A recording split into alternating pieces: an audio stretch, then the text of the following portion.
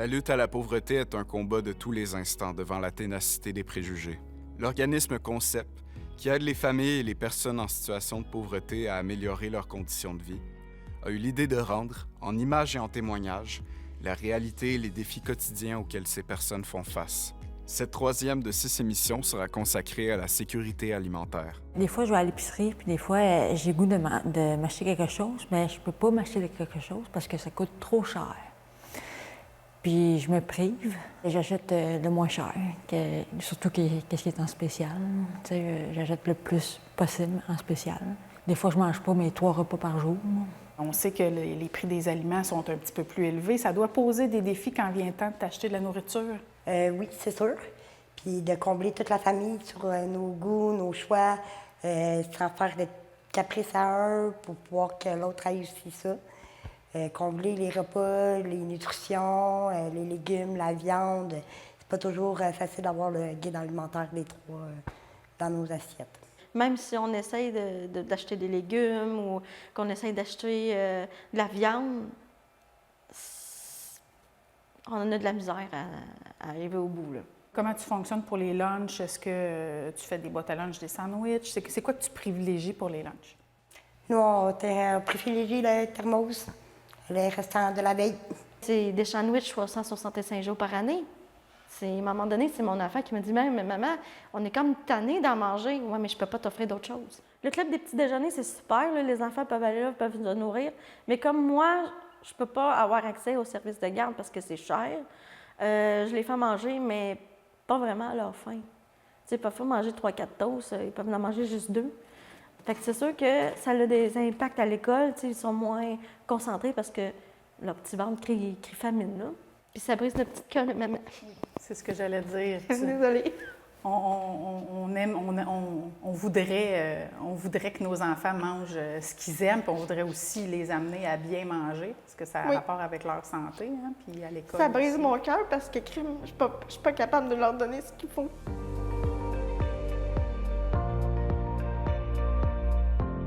Un enfant qui va aller à l'école le ventre vide apprendra moins bien s'il a vécu la faim et qu'il connaît la faim qu'une personne qui est nourrie, qui n'a pas cette problématique-là. Donc c'est quand même essentiel, surtout qu'on veut justement on veut enrayer ce cercle de la pauvreté. Ça commence par aller à l'école le ventre plein et de partir presque à égalité avec les autres élèves. Donc oui, l'alimentation est essentielle dans la réussite scolaire et elle est essentielle pour une personne pour se sortir de la pauvreté, de bien être alimentée et de pouvoir se soucier de autre chose que qu'est-ce que je vais manger et est-ce que je vais pouvoir manger.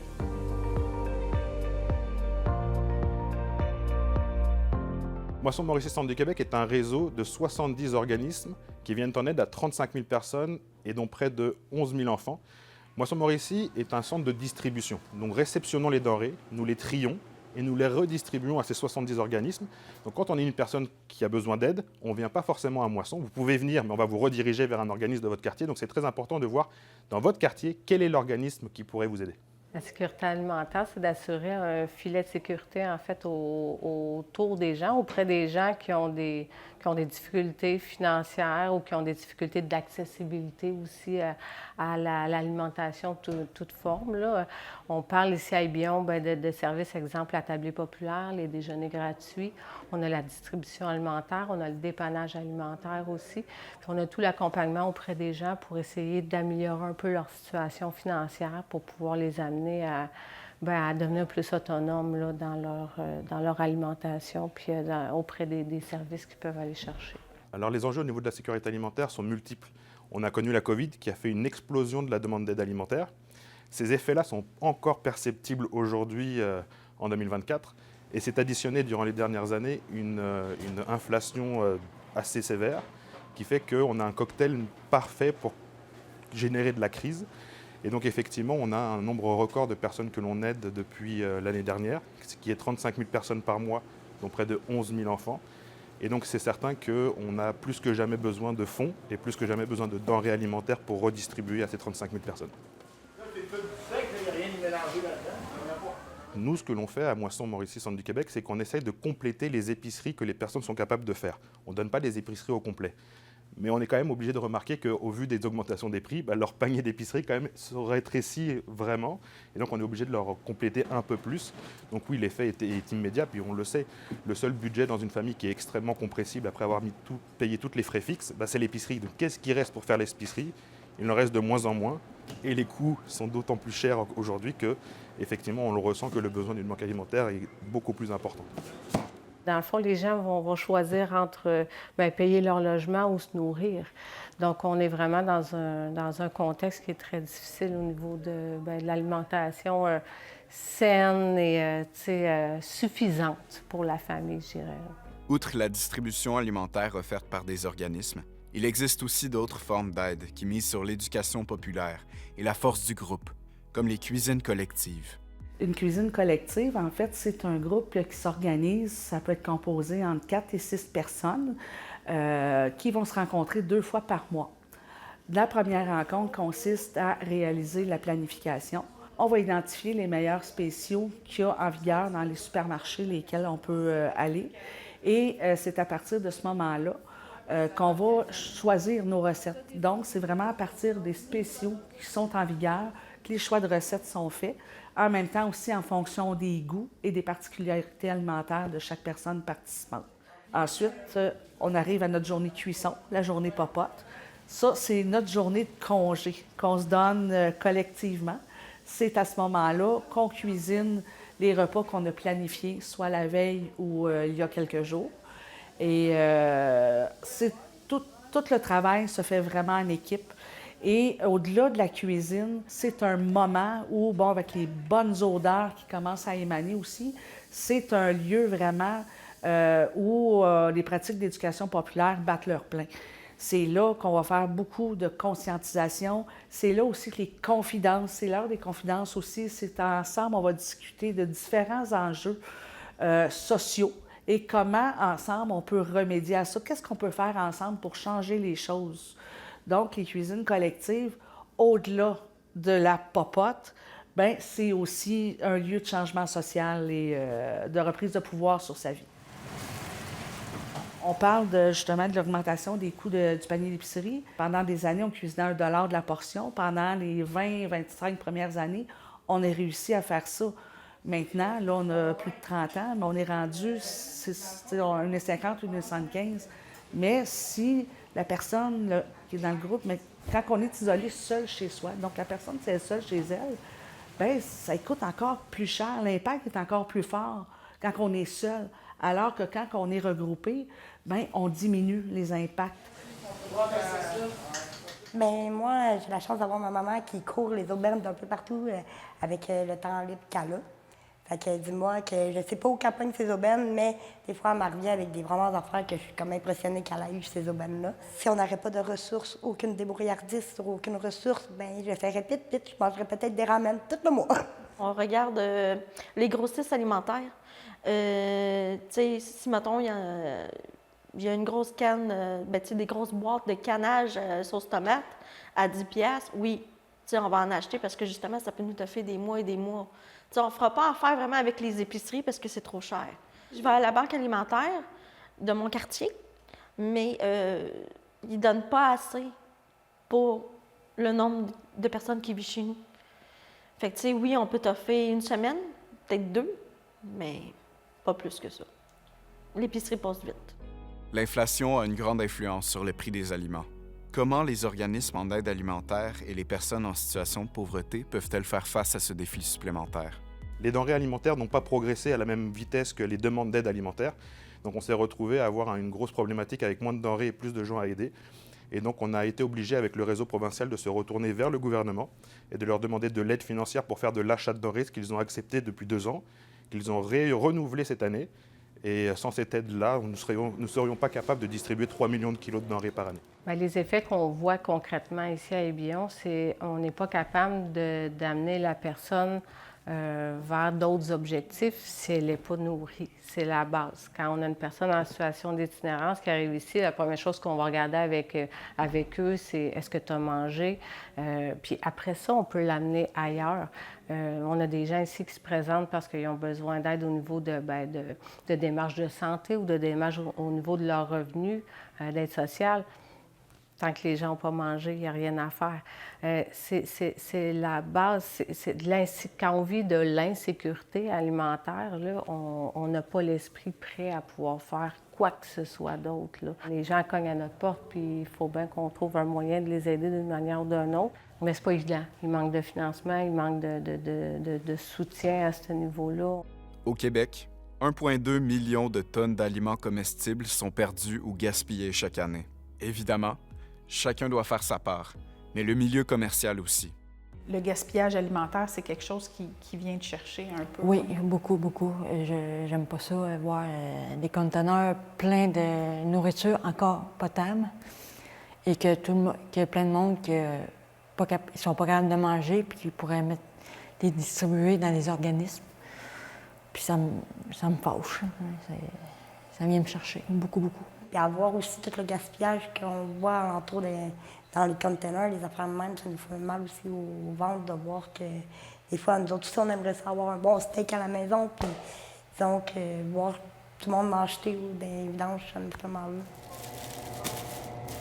On travaille quasiment avec 90, si ce n'est pas 95% des denrées que l'on a qui auraient été gaspillées, qui proviennent des surplus d'inventaire. Donc au niveau du gaspillage alimentaire, nous avons au niveau provincial un programme qui s'appelle le programme de récupération en supermarché qui a été développé en 2011-2012.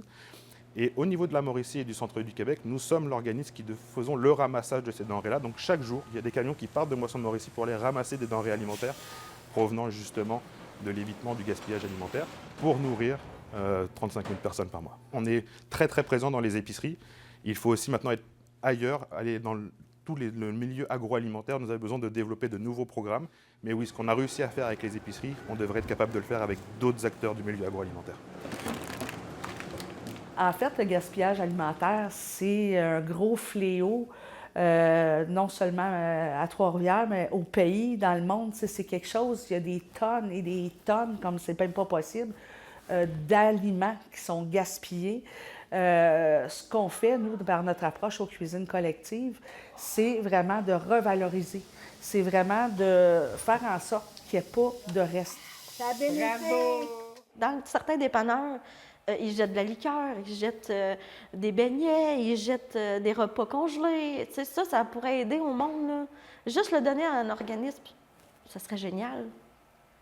Tu sais, même, il y a des épiceries aussi qui envoient tout ça à dompe. Parce que, en tant que perte, ça leur donne de l'argent. Oui, mais pas assez au monde qui ont besoin d'alimentation. Tu sais, on pourrait mettre, mettons, dans les pertes, mais que ça va à des organismes. Ça serait bien aussi. Ça, le gouvernement il devrait checker ça plus sévèrement, le gaspillage alimentaire. Il faut bien penser aux banques alimentaires qui jouent un rôle déjà aujourd'hui depuis plusieurs années dans le gaspillage alimentaire et on pourrait nous aider davantage pour éviter justement du gaspillage. On peut penser par exemple à peut-être des initiatives fiscales qui pourraient engager davantage le milieu agroalimentaire à donner, contrairement à jeter aujourd'hui, ou peut-être à ramasser dans les champs des choses qui ne sont laissées actuellement parce qu'il n'y a pas de marché preneur pour leurs produits. On a des moyens de pouvoir contrer quand même le gaspillage alimentaire et d'essayer d'outiller les gens, par exemple, de leur donner des idées de recettes, des trucs qu'ils reçoivent en distribution alimentaire, puis on ne voudrait pas qu'ils soient achetés par la suite. Toute l'information sur les dates de péremption aussi, c'est super important parce que les gens disent « Ah, mais non, mais là, je ne le consommerai pas, le yogourt, mais oui, tu peux le consommer une couple de semaines après, puis c'est correct, c'est bon. » Fait qu'il y a beaucoup aussi de sensibilisation puis d'éducation à faire auprès des gens là, pour contrer ça, le gaspillage alimentaire. Bien s'alimenter, c'est plus qu'une question de budget. C'est avoir les connaissances nécessaires pour cuisiner, mais c'est aussi posséder les équipements de base pour préparer les aliments. Qu'est-ce que tu aurais besoin pour améliorer ton alimentation, améliorer la qualité des produits que tu manges pour que ça soit plus varié? Manger plus santé, ça serait idéal. Ouais, mais c'est comme des fois impossible, là, parce que les aliments, c'est trop cher. Là. Puis manger, c'est rendu un luxe, hein, puis c'est essentiel. Là. Ça serait tous des produits santé, comme le yogourt, le lait, le fromage, les légumes, de la viande rouge. Tu sais, quand c'est rendu qu'un pâté chinois, c'est du luxe d'en manger, il y a un petit problème à quelque part. Donc, les conséquences à ce moment-là, quand on n'a pas accès à les aliments santé, bien, ça va nous donner évidemment de la fatigue, manque de concentration, même en tant qu'adulte. Mais imaginez chez les enfants. Mais quand on sent, qu'on voit, on entend que ça se passe chez les enfants, c'est une difficulté, que ça peut amener des problèmes, même d'adaptation scolaire, même au niveau de tes relations sociales. Tu as le ventre vide. Tu n'es pas dans les mêmes dispositions que si tu étais nourri convenablement puis tu avais tous tes besoins nutritifs qui étaient comblés. Oui, elle sent bonne! Les gens vont passer beaucoup par les pâtes alimentaires, les produits céréaliers, dont les pains, pour avoir un sentiment de satiété beaucoup plus rapide. Mais c'est pas nécessairement là que tu vas avoir le plus de nutriments non plus. On a beaucoup observé chez certaines familles les légumes, les fruits, que c'était pas un réflexe nécessairement. Donc, c'est d'y aller aussi avec les bons spéciaux encore là, puis encore aussi avec les surgelés, puis développer le réflexe d'avoir des saines habitudes de vie en passant, entre autres, le guide alimentaire canadien, mais le guide alimentaire canadien, est-ce que vraiment tout le monde peut se le payer de façon égale? La réponse, c'est non. On n'est pas tous égaux dans l'alimentation. C'est plate à dire, mais les cochonneries coûtent moins cher que nos fruits. Puis pourtant, les fruits, c'est bien meilleur pour la santé. Autant que les yogourts, les affaires de même, bien, le fromage, tout augmente. Fait que la difficulté de faire des recettes, des fois, sont de base qu'avec, faut se débrouiller avec ce qu'on a dans nos armoires et non qu'est-ce qu'on voudrait manger. Au niveau de l'accessibilité des produits ultra transformés, encore une fois, on peut penser que ça l'est quand on voit le prix, mais quand on regarde un peu plus au kilo ou au 100 grammes ce qu'on achète, on se rend compte que finalement, ces produits-là sont loin d'être moins chers. Et que si on est capable et qu'on a la connaissance qui nous permet de cuisiner des produits bruts, mais très rapidement, ça devient beaucoup plus économique. Donc c'est important de pouvoir le savoir et avoir des connaissances en cuisine et en toutes sortes de choses, comme comment magasiner ses spéciaux, parce qu'on fait vraiment des économies à cuisiner. Et le fromage. Alors, les moyens pour se donner un pouvoir d'achat pour avoir un meilleur accès à des aliments santé et à plus faible coût possible, évidemment, les cuisines collectives, c'est une stratégie qui est gagnante, étant donné que ensemble, on expliquait plus tôt aussi qu'on se donne un pouvoir d'achat aussi avec l'accès avec tous les spéciaux qu'on a dans les différents supermarchés. Mais il y a d'autres stratégies aussi qui sont quand même à considérer. Là, les belles saisons s'en viennent. Il y a les jardins collectifs, il y a les groupes d'achat. Est-ce que tu es bonne pour faire à manger ou tu as suivi des cours pour t'aider? Bien, moi, c'est sûr que j'ai appris sur le tas en étant maman jeune. Fait que je me suis abrouillée avec les peu de recettes. À long des années, j'ai appris à développer. Et autant ici à Concept, je fais des petits restos. Fait que ça aussi, ça l'aide beaucoup, les repas à 2 $ qu'on peut acheter, qui fait qu'on a toute nos nutritions dans un plat. Ça l'aide beaucoup. Mais c'est avec les années, j'ai pu... Puis avec, quand j'ai quasiment pas rien dans mes armoires, je dois faire quand même un repas. Il faut que ça soit quand même...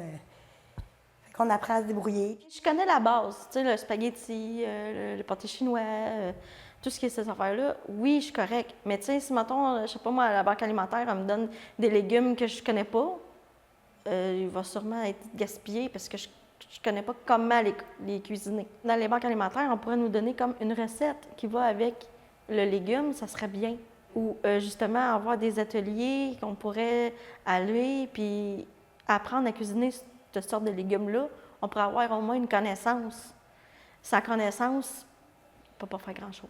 L'enjeu, c'est qu'il faut cuisiner les aliments santé. Et c'est là on a beau mettre devant la table des trucs, si les gens ne savent pas cuisiner ou s'ils n'ont pas l'équipement pour cuisiner ces trucs-là, ces bons aliments-là, bien, ils vont aller vers quelque chose de transformé qui nécessairement est un peu moins bon pour leur santé, même pas mal moins bon pour leur santé. Fait que, bref, il y a 2 trucs. Est-ce qu'ils ont les sous pour pouvoir acheter ça? Je pense qu'il peut y avoir des choix qui peuvent être faits de façon éclairée. Mais deuxièmement, est-ce qu'ils ont les capacités, les connaissances et est-ce qu'ils ont les équipements pour le faire? Je ne suis pas sûre non plus. Dans le fond, pour outiller les gens à cuisiner, il faut connaître un peu leur environnement. Puis nous, on a constaté, les gens nous le disent, ou on est allé chez les gens, dans le fond, ils n'ont pas de cuisinière. Il y en a qui ont juste un petit four d'appoint. Des fois, c'est un rond. Des fois, c'est juste un four micro-ondes. Bref, les gens ne sont pas nécessairement prêts à pouvoir cuisiner leurs trucs eux-mêmes à la maison. Donc, c'est pour ça qu'il y a les autres services qui existent, mais comment est-ce qu'on peut les aider, les accompagner pour qu'ils puissent s'équiper, puis qu'ensuite, on puisse les amener à cuisiner tout seuls de façon autonome. La sécurité alimentaire est un enjeu primordial de santé pour les personnes en situation de pauvreté, et encore plus pour les enfants qui sont en plein développement. Y a-t-il des pistes de solutions pour s'assurer que chacun mange sainement et à sa faim? Qu'est-ce qui pourrait être amélioré pour que tu puisses mieux manger? Baisser les prix. Qui ont du bon sens, surtout avec le gouvernement, là, qui n'aide pas avec les propriétaires des épiceries et tout. Là. C'est pas mal ça, là. Dans le contexte actuel, ce qui pourrait être mis en place pour améliorer la situation, c'est améliorer les autres trucs qui vont mal, je dirais, tu sais, le logement, la pauvreté. Tu sais, si on réussit à aider les gens au niveau monétaire, au niveau juste ne serait-ce que de l'aide sociale, puis au niveau des logements sociaux, on va améliorer aussi éventuellement leur capacité de pouvoir acheter des denrées ou de pouvoir s'équiper ou de pouvoir sortir à l'extérieur pour venir chercher des ressources ou venir chercher des services, des ateliers, là. Un des développements qu'on a commencé à faire, c'est d'amener les gens, pour moi, c'est la solution d'amener les gens vers une autonomie. Donc, quand on parle de, par exemple, la distribution alimentaire, comment est-ce qu'on peut outiller la personne, tout ce qu'on peut mettre comme filet autour de la personne pour peut-être éventuellement qu'elle n'ait plus besoin de ce service-là. C'est de travailler autour d'elle pour voir qu'est-ce qu'on peut stabiliser, qu'est-ce qu'on peut développer, est-ce qu'au niveau du revenu, il y a des trucs qu'on peut voir, le logement, tout ça, puis de l'amener vers une autonomie. On disait tout le temps en sécurité alimentaire, c'est beau de donner le poisson à la personne, mais on devrait plus lui montrer à aller pêcher. Tu sais. Elle devrait apprendre à pêcher, puis après ça, on va pouvoir aller à un autre niveau en sécurité alimentaire, puis peut-être moins répondre à de l'insécurité alimentaire.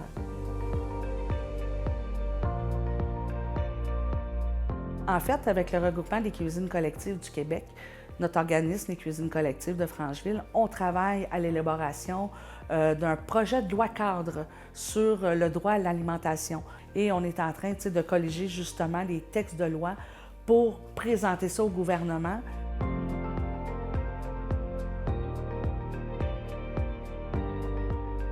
À court terme, on pourrait commencer par investir massivement, si on peut dire, dans les logements sociaux. Et encore plus à court terme, parce que dès demain, ça pourrait être fait, c'est de rehausser les minima sociaux. Où là, on le sait que la plupart des personnes qui viennent sont quand même représentées dans la catégorie des personnes qui reçoivent de l'aide sociale. À moyen terme, il faudrait aussi avoir une réflexion sur le revenu minimal et universel de base.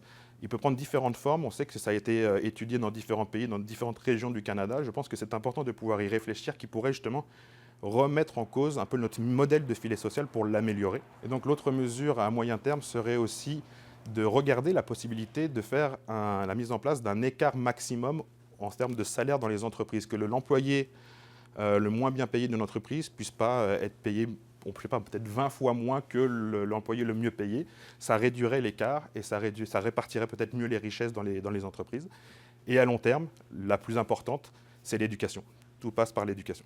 Ce qui est important de savoir, c'est que tout le monde peut aider, aussi bien les épiceries, qui le font déjà, mais qui pourraient le faire davantage, tous les milieux de l'agroalimentaire, mais les personnes aussi peuvent le faire en apportant des denrées alimentaires, en donnant de l'argent, ou tout simplement en venant faire du bénévolat, parce qu'on a extrêmement besoin aussi de bénévolat. Seuls les employés ne peuvent pas faire la mission que l'on a.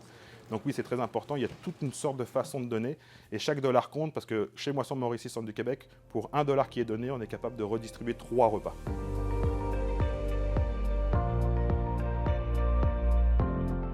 Pour moi, il était essentiel de travailler dans le communautaire. J'ai été chef cuisinier, donc je reste dans le milieu de l'aide alimentaire.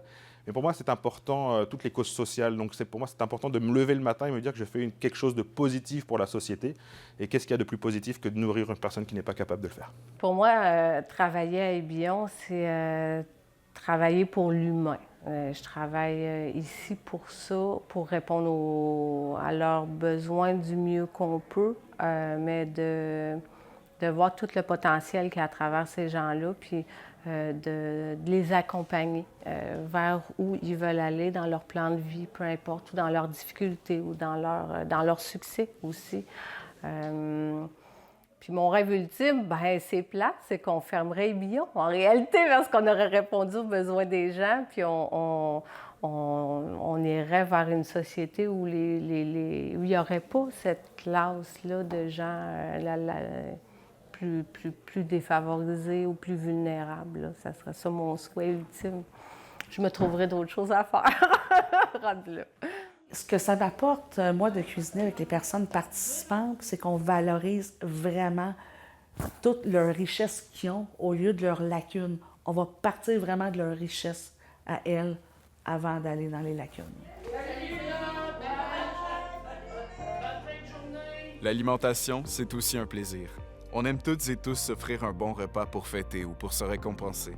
Les personnes en situation de pauvreté ont aussi des plats qui les font saliver. Mon repas préféré, ça dépend des goûts, là, mais moi, j'aime beaucoup le cigare au chou. Mais encore là, c'est la viande, c'est le chou, c'est les tomates, tout ce que ça prend pour le faire. Ça revient cher par portion, fait que je m'en prive pour, justement, acheter ce que ça prend pour mes enfants. C'est le steak au poivre, avec des bonnes patates faites maison, pelées, mélangées avec des carottes dedans, des patates carottes, là. Mais on n'a pas toujours la chance de mélanger les deux. Puis le steak au poivre, bien, c'est pas toujours donné non plus, tout dépendant des spéciaux. Fait que c'est très, très, très rare que j'en mange. Les sushis. Oui, c'est ça. Est-ce que tu en manges des fois?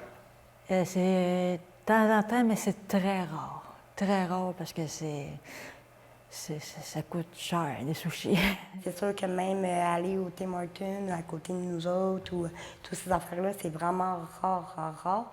J'aimerais ça le faire plus souvent avec mes enfants. Mes enfants me le demandent, je suis obligée de leur dire non, parce que ça rentre pas dans mon budget. J'aime bien gros Subway.